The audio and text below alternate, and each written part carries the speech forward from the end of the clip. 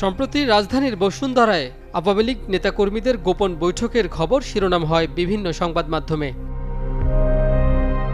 ওই বৈঠকের সঙ্গে এক সেনা কর্মকর্তা জড়িত থাকার তথ্য তৈরি করে আলোচনা সমালোচনা। এরপরই তাকে হেফাজতে নিয়ে জিজ্ঞাসাবাদের কথা জানায় সেনা সদর দপ্তর। আর্মির হেফাজতেই সে আছে এবং তদন্ত চলমান আছে।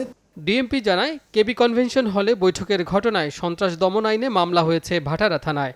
এ পর্যন্ত গ্রেপ্তার করা হয়েছে ২৬ জনকে।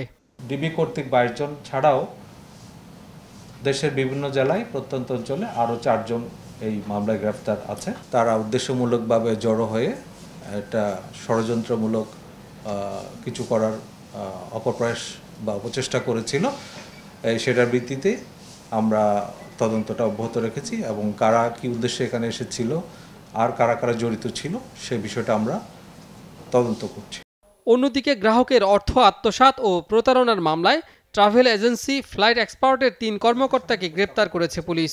আর্থিক কেলেঙ্কারিতে জড়িত সবাইকে ধরতে চলছে অভিযান। অনেক লোকের অর্থ এখানে ছিল, তারা বিভিন্ন যে এয়ারলাইনের টিকিট এবং হোটেল বুকিং করত। এই ১৭টি প্রতিষ্ঠানের প্রায় ৪ কোটি টাকা তারা আত্মসাৎ করেছে মর্মে পরবর্তীতে একজন ভুক্তভোগী তাদের বিরুদ্ধে মামলা করে এবং এই সংক্রান্তে অলরেডি ৩ জনকে গ্রেফতার করা হয়েছে। এদিকে নাশকতার পরিকল্পনার অভিযোগে রাজধানীতে ২৪ ঘণ্টায় গ্রেপ্তার হয়েছেন আরও ২১ জন। কাজী ফয়সাল, চ্যানেল 24, ঢাকা।